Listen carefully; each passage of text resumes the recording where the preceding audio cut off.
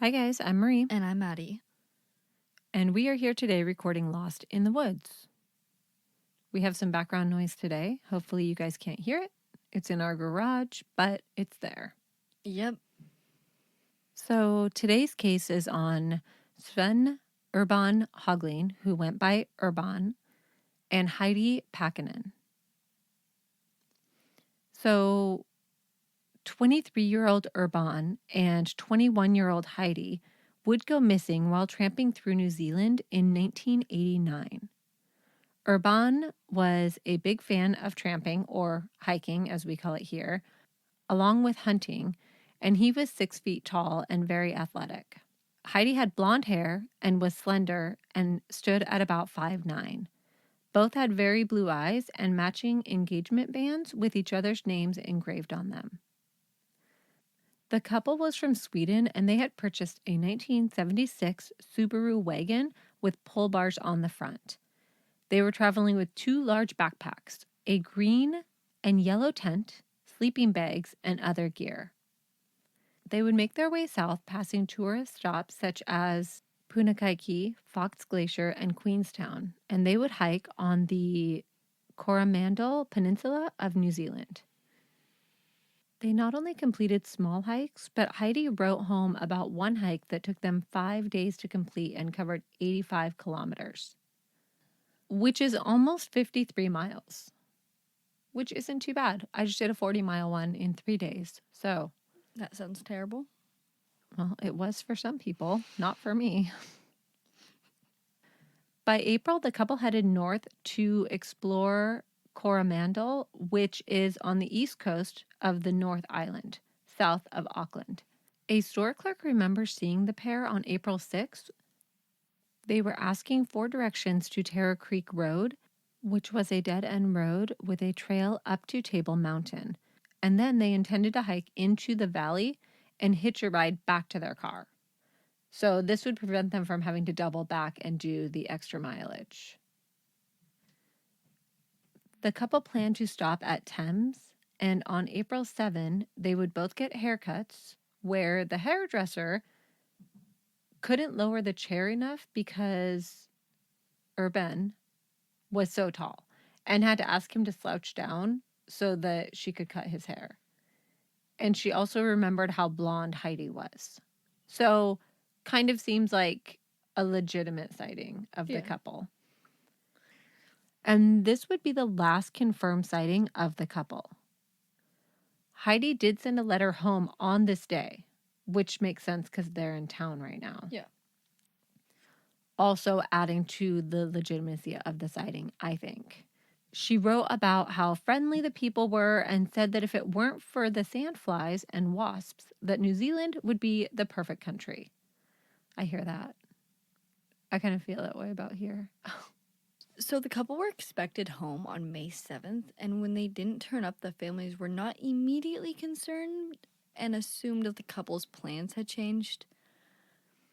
But police were told to be on the lookout for the pair, even though their families weren't super concerned, right? Yeah. By the 26th of May, so we're 20 days after they're supposed to be home. Mm-hmm. The New Zealand Herald ran a story about a car belonging to a Swedish couple that had been abandoned in Mount Eden on Wellington Street. The tires were flat, a window was smashed, and their belongings were gone. So the car had been parked there since the 14th of April, which was a week after the couple had last been seen.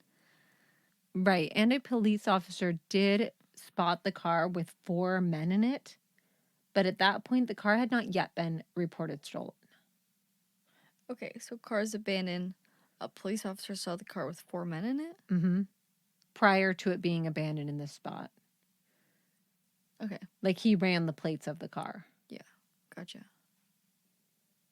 Now, after the car is found, police realized that the couple had not boarded their flight home or any other flight, so their passports have not been used.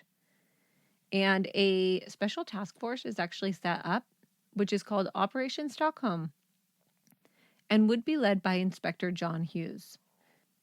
A tip came in from a local farmer named Edward Cobert, who had found something in mid-April that might be connected to the case.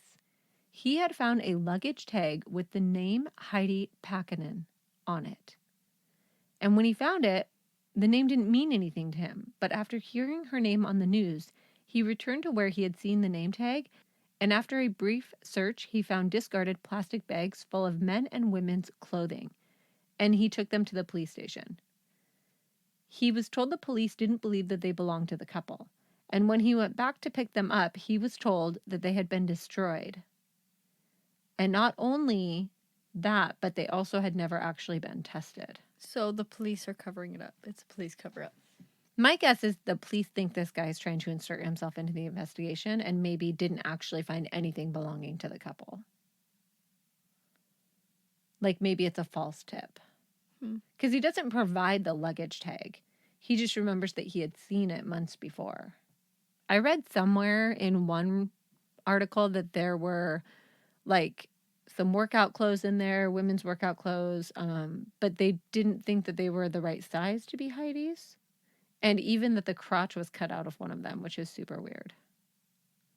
However, on May 28, a large search, including police, search and rescue, and 60 volunteers go to search the area. This area was well known as Crosby's Clearing, and it started at the top of Torero Creek Road. After 3 days, it became the largest grid search ever conducted in New Zealand. I feel like every single case we cover says that. They did not find anything, but believed that the couple would not have survived if they were out there. The family, of course, disagreed and thought that the couple could have survived and were well equipped. But remember, they don't have... We don't know if they have their belongings. Right. We don't know if they have their backpacks. We don't know what they do have. Now, police were working on trying to figure out how the couple's car could have ended up in Auckland. They discovered that the car was first spotted by a local man on the 9th of April. Right? So that's, 2 days after they were due home? Him and a group of friends were in the area around midday. And by 4 p.m., the car was still there. So it was basically there for at least that entire day that they were there. One of the reasons that they remembered the car is that it had a for sale sign on it. And they actually walked over to check it out. Now, a lot of tourists do this when they're doing road trips. They will buy a cheap car and then sell it near the end of their trip. So the fact that the car has a for sale sign on it isn't crazy. When he looked into the car, he was surprised to see that it was full of belongings, including a camera, backpacks in plain view, and a bunch of other camping gear. So if Heidi and Urban had gone into the woods, they did it without their gear. He also said that the windows were rolled all the way up and that the car seemed secure. But we're unclear if he actually checked like the door handle to see if it was locked or not. Okay.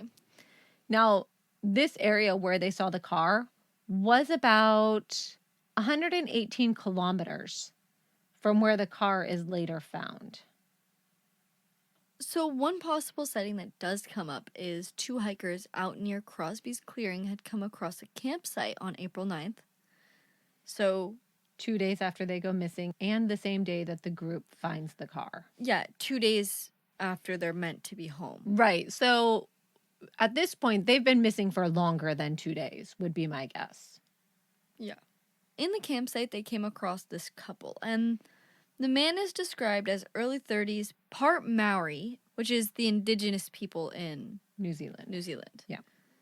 Outdoor type with a strong build and possibly a mustache. So the woman sat on a tree stump nearby, and they describe her as being out of place. She was blonde, European, mid to late 20s, and she also had makeup and nail polish on, which they thought was weird. They thought that she looked tall and was wearing a green poncho with tan hiking boots. Right, and the reason they think that she looks tall, but they're not sure, is that she doesn't actually stand up during their encounter, and she also does not speak one word during the encounter. So they chatted with the guy for a bit, and he said that they were from Auckland and that he had seemed very familiar with the area. Police asked the couple to come forward, but they never did. The men did not think that it was Heidi that they had seen. And the man for sure was not Urban. Okay, so we have this sighting in the woods near the area where the couple may have been. They're pretty sure it's not Heidi. They're pretty sure it's not Urban. But we will come back to this later. Now, there is another sighting of the car. A couple of tourists also recognized the vehicle, and they had accepted a ride from a man driving the car that they had met at a local hostel called the Sun-Kissed Lodge. And this was on April 10. So one day after the couple sighted in the area, 3 days after the car, or one day after the car was seen with the couple's belongings in it, right? They said that the man's name was Pat Kelly and that he offered to take them on a day trip if they paid for his petrol and his accommodations at the lodge that night. He told them that he had borrowed the car from his cousin. They saw that there was camping gear in the car and a telescopic fishing rod in the back seat. Now, police had heard the name Pat Kelly before, and this was kind of from a strange reporting. Back in mid-March, a hunter who had been hunting at Crosby's clearing had come across a tent, and when he looked inside the tent, he found a note that said, "If anybody finds this tent, please don't vandalize. It's all I've got."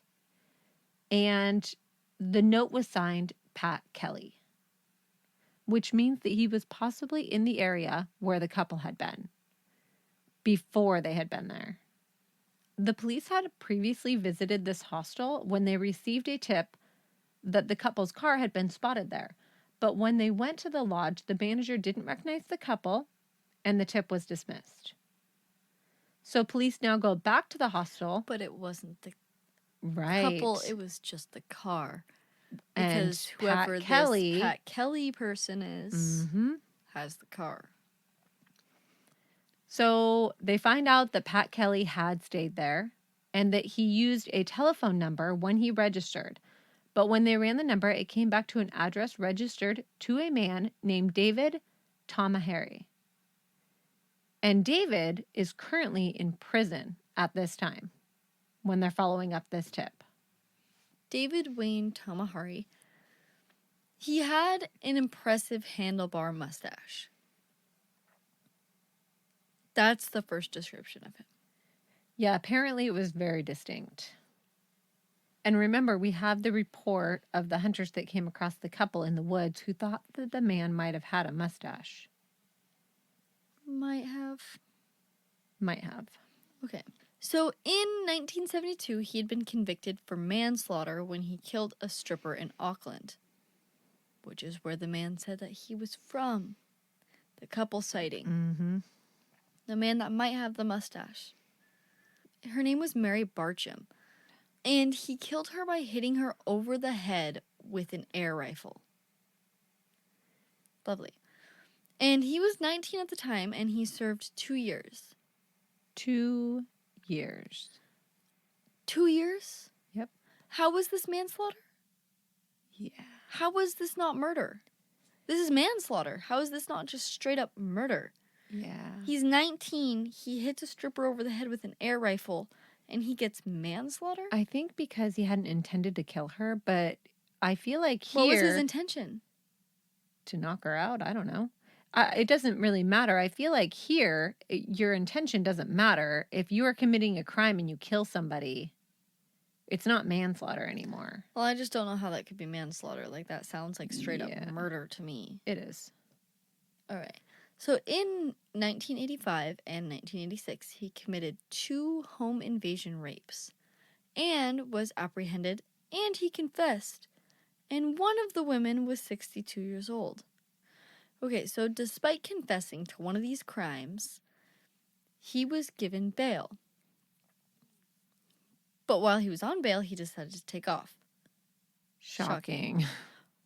Why was he on bail? Because He's committed manslaughter, and then he already served his time for that. So now he's in trouble for these 2 home invasions. He hasn't gone to trial yet, though. Home invasion rapes. Yeah. He also didn't just break into these people's home. He raped these women in these homes. And one of them was 62. He broke into grandma's home. Stop.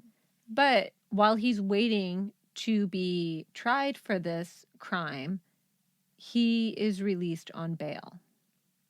He would spend 3 years hiding out in the Coromandel area. But on May 24th of 1989, he would be spotted in Auckland and arrested. Right. So now we're in May, and Urban and Heidi went missing in early May. And now, by the end of May, he has been spotted and arrested on his previous charges, or for his previous charges. Of having home invasion, skipping bail, rapes. Yep, all of that. Now, police do take Tamahari's picture to the group who had originally... The ones who ran into the couple at the campsite. The hunters, right, who ran into the 2 at the campsite. And they were unable to positively identify him from this photo lineup. So we're still not sure if he was the one at the campsite with the woman. So police go to visit Tamahari in jail. And he actually admits to stealing the couple's car. And gear. And their gear. But he claimed that he had nothing to do with their disappearance. He said that he had stolen the car from Taruro Creek Road and pawned the couple's belongings. He said that he broke into the car using a piece of wire and said that the driver's side window was open a crack. He said that he found 2 sets of keys inside the car. He also said that the tailpipe was still warm when he stole the car. Brave. He figured that he could drive the car for a couple of days without risk. And he said that he dumped the car at the rail station in Auckland, leaving the keys inside the glove box, which is probably how the 4 men or boys, whoever they were, ended up with the car before it was abandoned. He said that he then went and pawned some of the gear, using the ownership papers as ID. Like the ownership papers of the car, I think. He said that he dumped the passports into the trash outside of the pawn shop. So he's saying that he thought they went camping into the woods and that he had a little bit of time, but they would have had to have done this without their gear. And also, it is later confirmed that the car only had 1 key, although he's saying both keys were in the car. Also, the group that had seen the car with the for sale sign on it said that all of the windows had been closed. So basically, they think that he's lying, but after 3 hours, all they have is a stolen possession charge. And he actually thanks the police officers and shakes their hands. Cool. So police would go to the house where his ex-partner? Yeah, it's not really clear if they're together anymore. She says that they're not, but he seems to still crash there from time to time and things like that. They have 2 kids together. Okay. The couple's 2 sons were 15 and 10 at the time. And while there, the police would see a jacket that looked to match a jacket missing from Urban's belongings. David had given the jacket to one of his sons. Yeah, and the tags on the inside of the jacket had actually been cut out. A search was done at the Sunkist Lodge, and they found a toiletry bag in the corner of one of the cupboards that had toothbrushes and a prescription with Heidi Paakkonen's name on it. So it looks like their toiletry bag ended up at the lodge and was left there. So on July 29th, another search would take place in the Crosby Creek area, and this search would yield nothing. And once the search concluded, one of the searchers actually headed up a track to continue searching on his own. About 3 meters off the trail, he found a navy blue and white jacket, and the jacket was neatly folded. The jacket was confirmed to belong to Heidi, and the fact that previous searches hadn't found it was strange. I don't know how strange that is.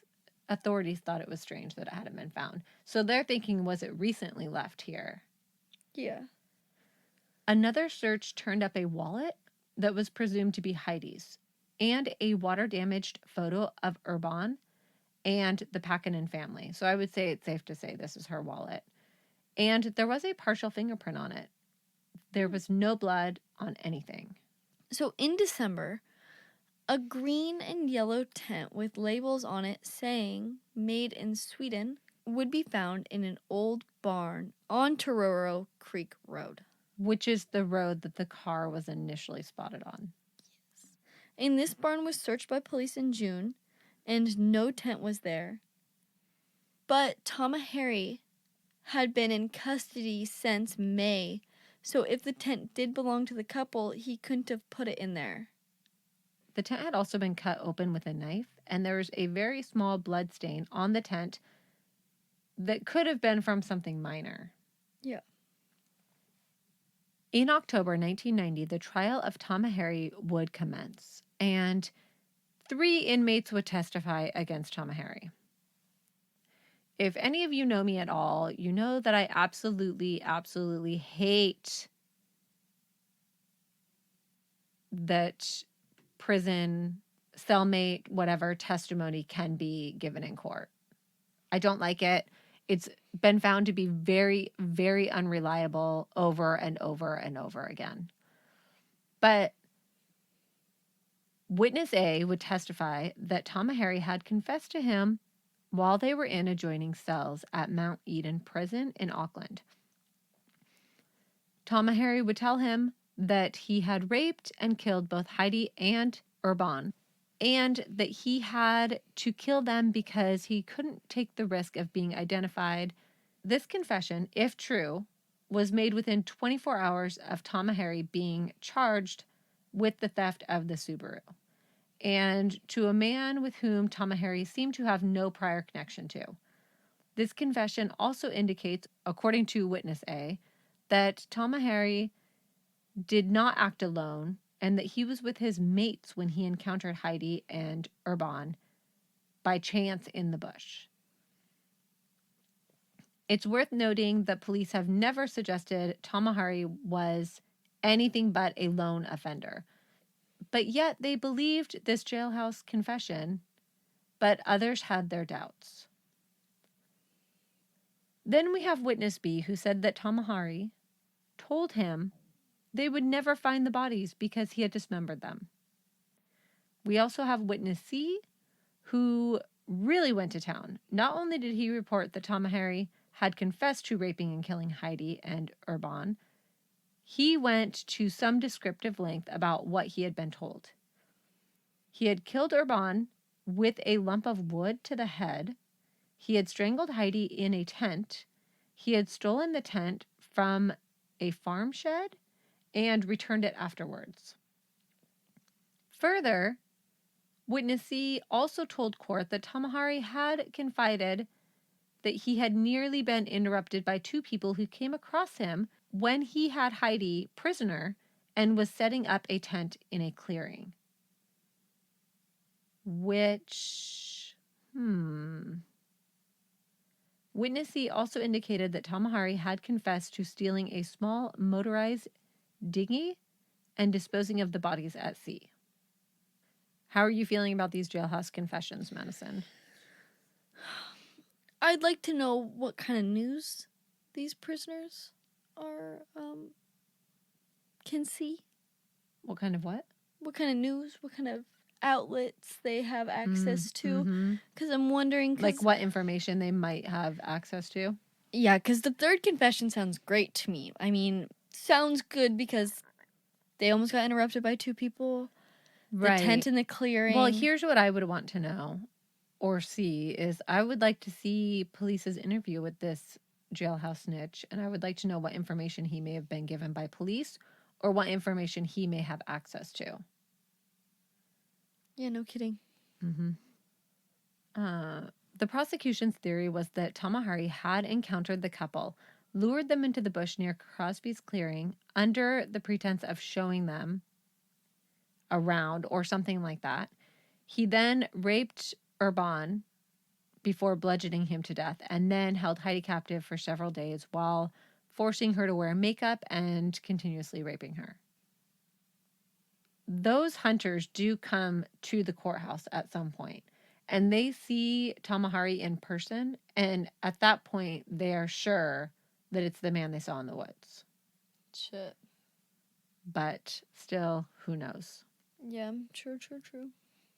They also showed evidence that a watch that Tamahari had given to his son actually belonged to Urban. And then remember that he has the jacket too. Right. That matches the description that also... And he was driving the couple's car. Yes. Yeah.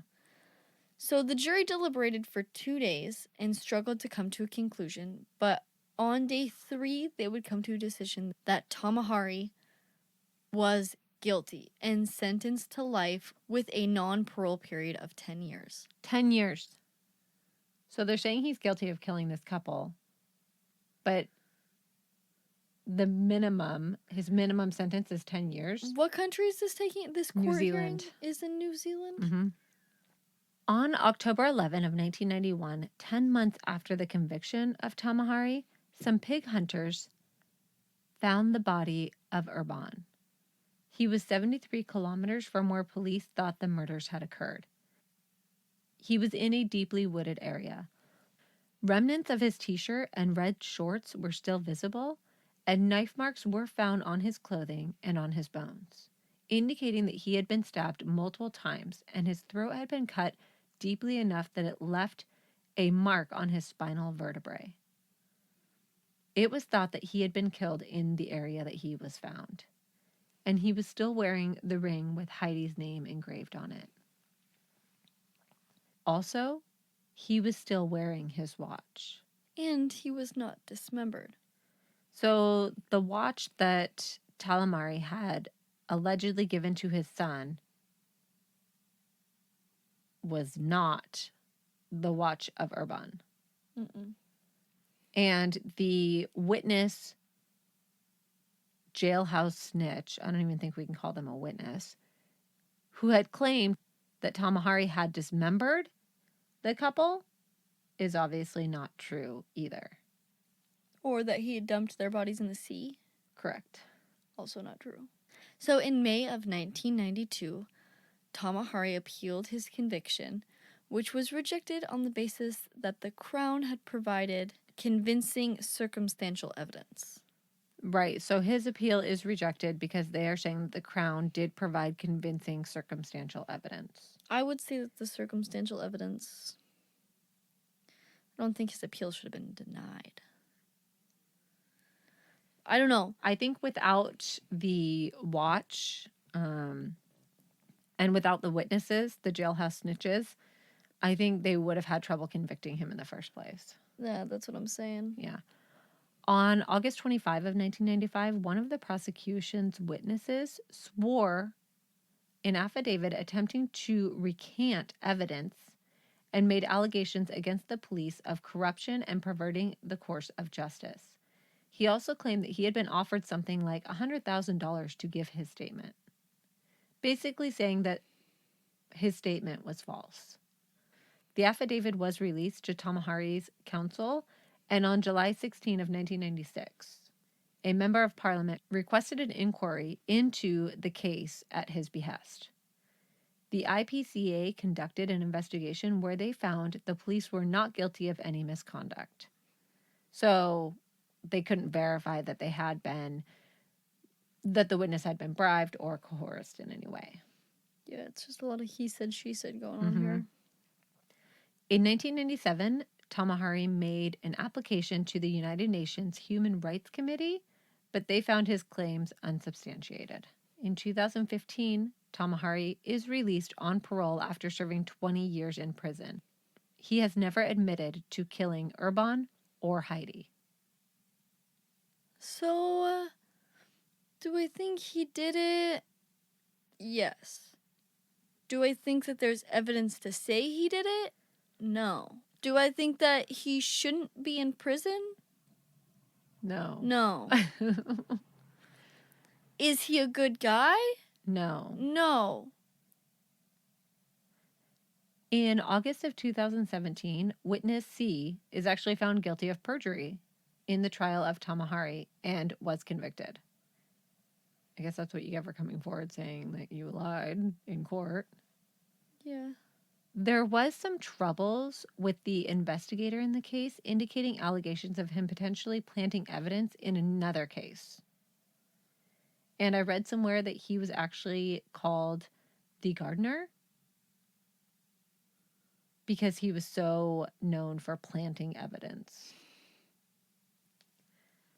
Now, remember the bags of clothing that were found? They were actually quite a ways away from where the body of Urban is found. So we still don't know if those clothes belong to Heidi or if the luggage tag ever existed that had her name on it. Yeah. A couple other issues. So not one other witness saw Urban, Heidi, or Tamahari near Crosby's clearing, except the hunters that claim to have come across Tamahari and Heidi in the clearing, right? We obviously know that the watch didn't belong to Urban, but we find out that it's not even the same brand of watch. We have the tent that was found in the barn that had been searched. We have the clothes that were found in the wood. We have the fingerprint on the wallet that does not match Tamahari, by the way. And then we have all these prison snitches that are giving us multiple versions of the story. And we find out that one of them was located on the far other side of the prison and was unlikely to have ever had contact with Tamahari. Another had psychiatric issues at the time that Tamahari supposedly confessed to him.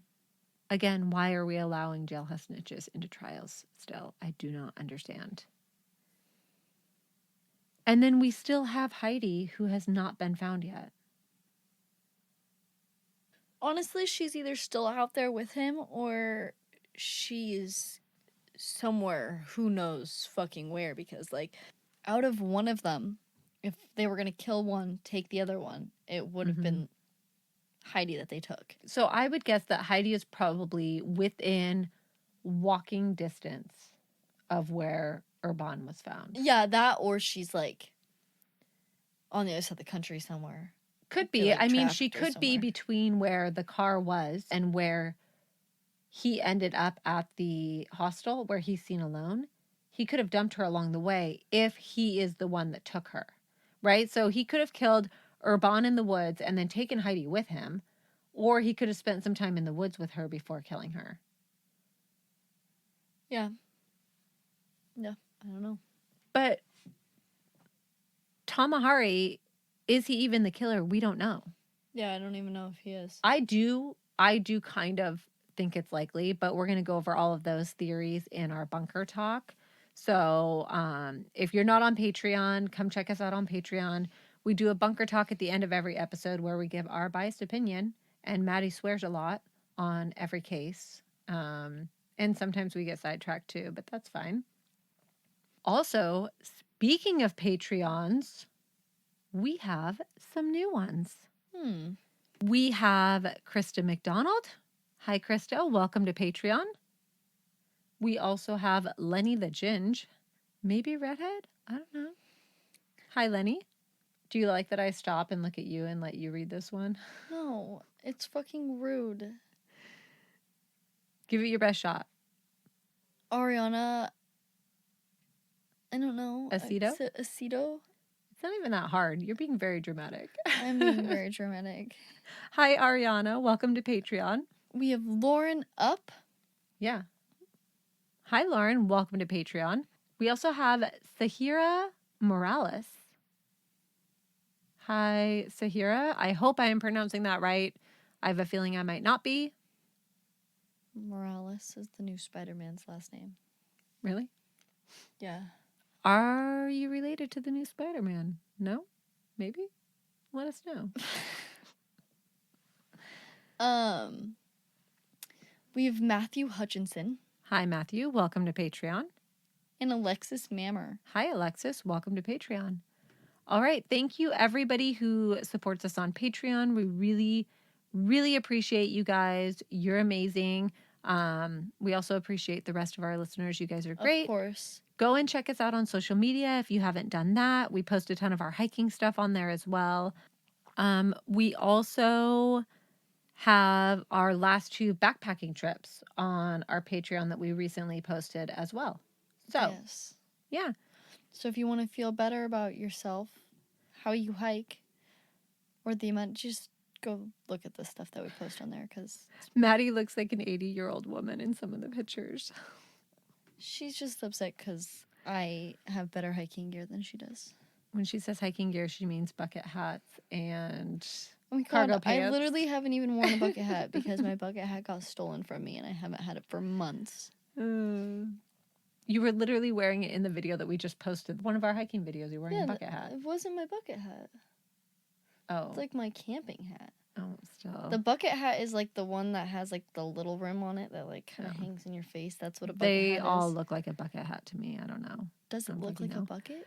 All right. Thanks for tuning in. I don't think the hat, Oh my brown hat looks like a bucket. All right. Thanks for tuning in, you guys. Wouldn't hold a lot of liquid, kind of. And we will talk to you soon. Or we will talk to you in just a few minutes over on our bunker talk. Thanks, guys.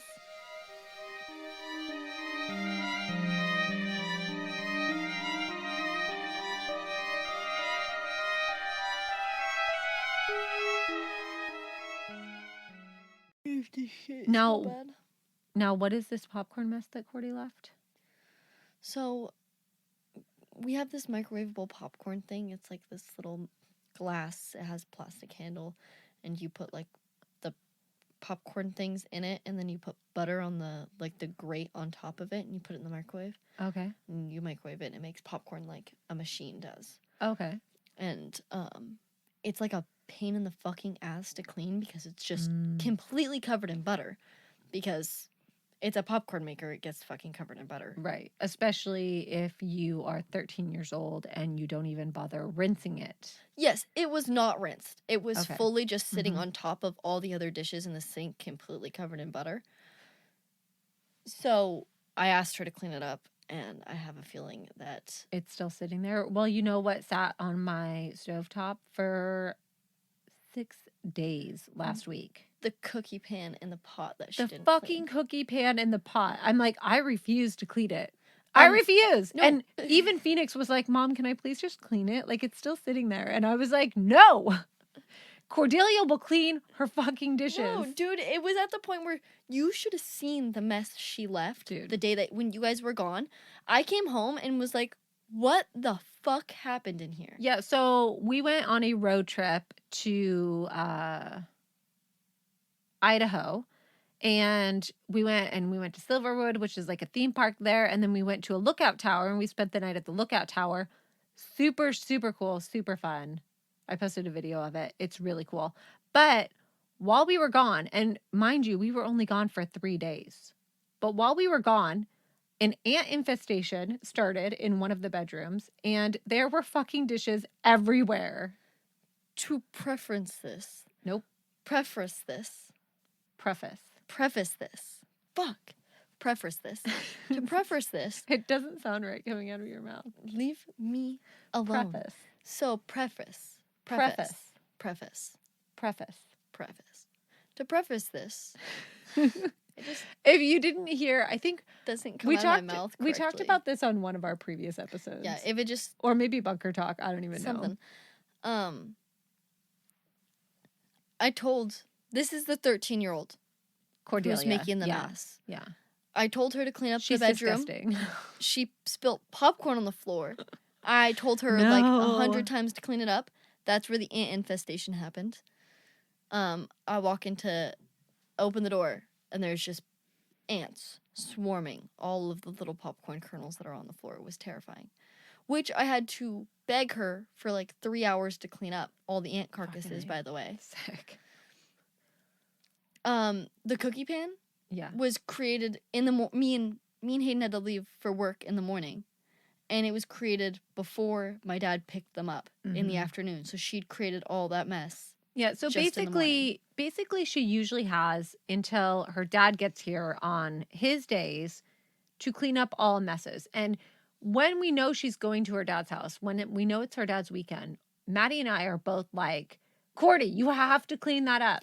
Because I don't want to clean up her fucking mess. Well, nor do I want to clean up her fucking mess.